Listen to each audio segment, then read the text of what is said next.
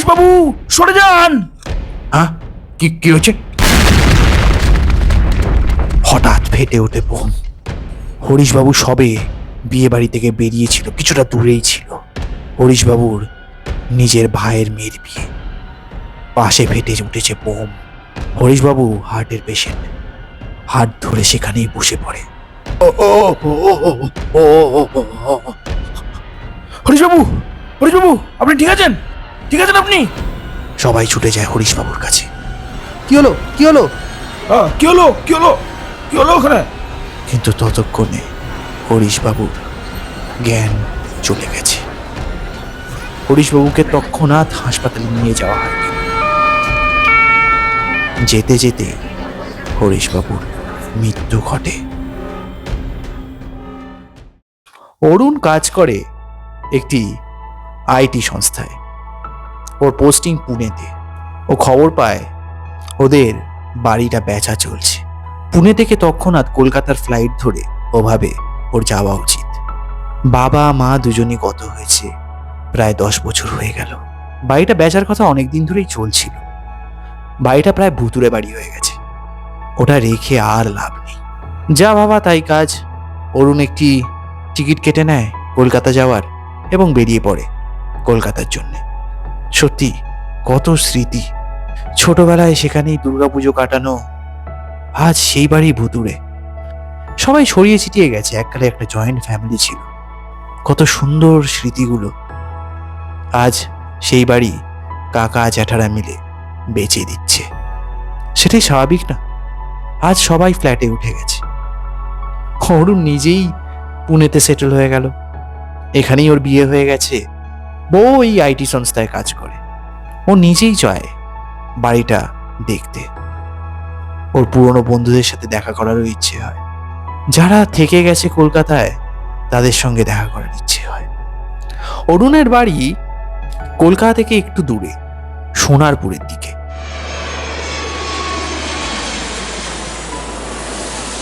Flight ধরে ও যখন দমদমে নামে, ও ঠিক করে আগে একবার নিজের বন্ধুর বাড়িটা হয়ে আসবে। রমেশ ও সেই ছোটবেলাকার বন্ধু। রমেশের সাথে ও দেখা করে যাওয়ার পথে। রমেশ থাকে দমদমে।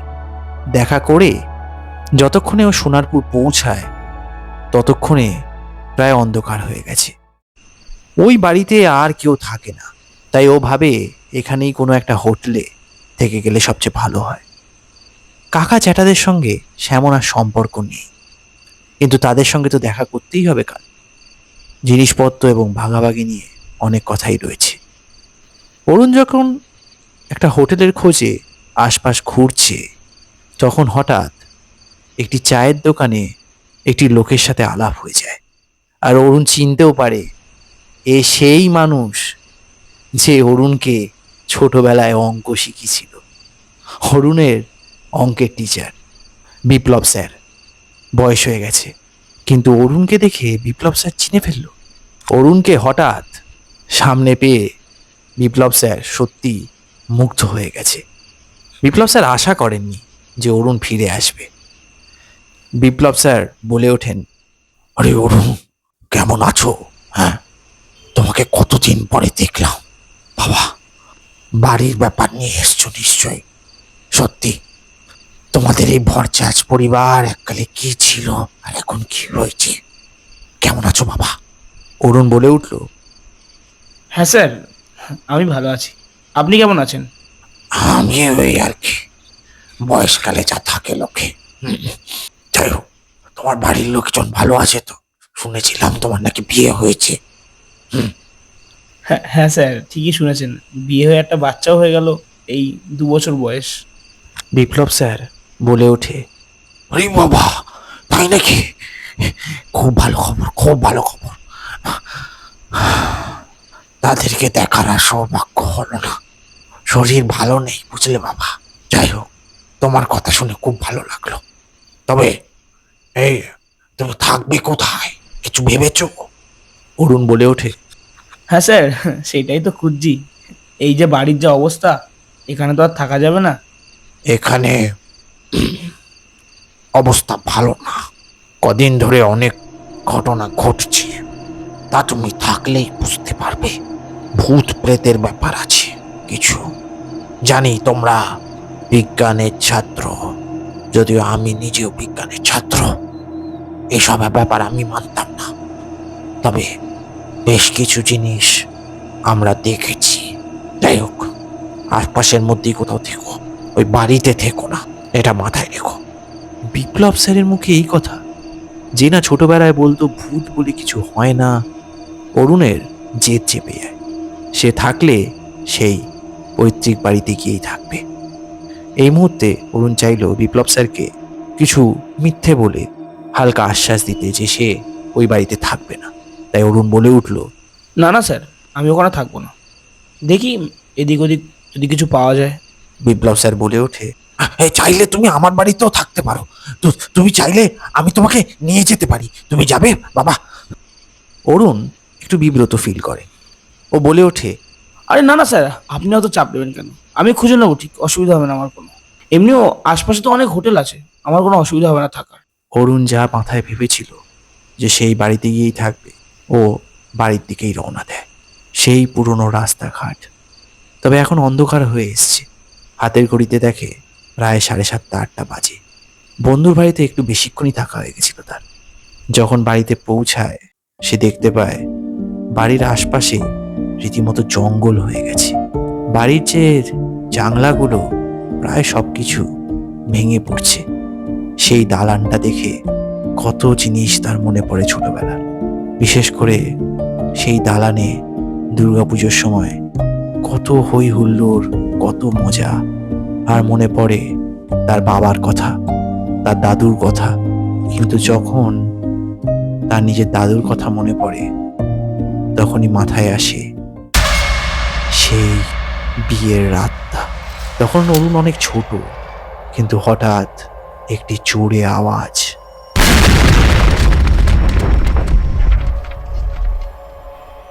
আর দাদু, যে অরুণের সবচেয়ে প্রিয়, সে চলে যায় পরলোকে।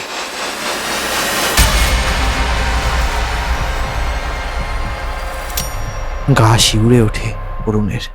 দুর্গাপুজোটা যেরকম তার কাছে একটি প্রাণের জিনিস, সেরকম তারপর থেকে যখনই বাড়িতে কারো একজনের বিয়ে হয়েছে, বাড়ির লোকের কাছে এবং অরুণের কাছে সবটাই যেন বিভীষিকার মতো।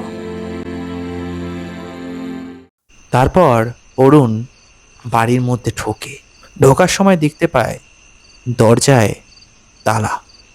অরুণ ভাবে তালার চাবি কার কাছে আছে। তারপরে এখন অরুণ পেছনের দিকে দেখে, পেছনের দিকে আবার দরজা একটি আছে, সেটা খোলা। খুলে যখন ও ভেতরে ঢোকে, ও দেখতে পায় সেই পুরনো রামু চাকর। রামু বসেছিল পিছন ফিরে নিচে, আর ও খাচ্ছিল মুড়ি। হঠাৎ দরজা খোলাতে রামু চমকে ওঠে। পেছনে ফিরে যখন দেখে অরুণকে, রামু রীতিমতো কান্নায় ভেঙে পড়ে। বাবু, আপনি এসছেন বাবু, আর কিছু বাকি নেই। এই সারা বাড়িতে আমি থাকি, আর কিছু বাকি নেই, সব শেষ, সব শেষ। কাল কাল ওই ওই ওই সুজয় প্রমোটার এসেছিল, বলেছে বাড়ি নিয়ে যাবে। দাদা বাবুরাও তো সব রাজি। এই সাদের বাড়ি সব সইনা যাবে, সব সইনা যাবে, সব সইনা যাবে। রামুকে দেখে অরুণ একটু চমকেই উঠেছিল। ও ভেবেছিল বাড়িতে হয়তো কেউ নেই, এমনি খোলা আছে। অরুণ বলে ওঠে, আরে রামু কাকা যে, তুমি এখনো থাকো এই বাড়িতে? আমি ভাবলাম হয়তো কেউই নেই। দেখো রামু কাকা, সবকিছু তো আর স্থায়ী হয় না, একটা টাইম পরে সেটাকেও ছেড়ে দিতে হয়। তোমার যেমন কষ্ট হচ্ছে, তেমন কষ্ট আমারও হচ্ছে, তার থেকে কম হচ্ছে না আমার। ছোটবেলার সব স্মৃতি এই বাড়িকে ঘিরেই ছিল আমার, এখনো মনে পড়ে সেই ছোটবেলার স্মৃতিগুলোকে। তা তো বটেই।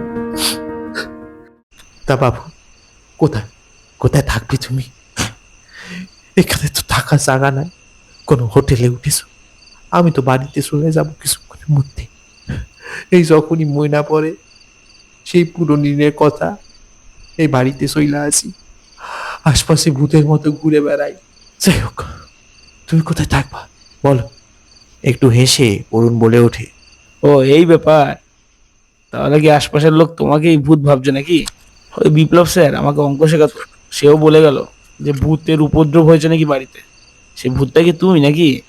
রামু হঠাৎ একটু ভয়েই বলে ওঠে, না বাবু না, ভূতের উপর তো আজ থেকে না বাবু, অনেক দিন ধরে হয়েছে। যার জন্য তো সবাই সাইরা চলে গেছে বাড়ি, যার জন্য তো প্রমোটার নিয়ে নিচ্ছে বাড়ি। সেমন দামও দিচ্ছে না বাবু। ভূতের উপদ্রব তো সেই তোমার দাদু মারা যাওয়ার পর থেকেই হয়েছে।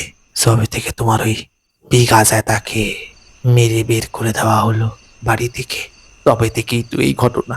অরুণ এই বিঘা জ্যাঠার কথা শুনে বলে উঠল, বিঘা জ্যাঠা, ওই পাগলটার জন্য আমার দাদু সেই রাতে মারা যায়।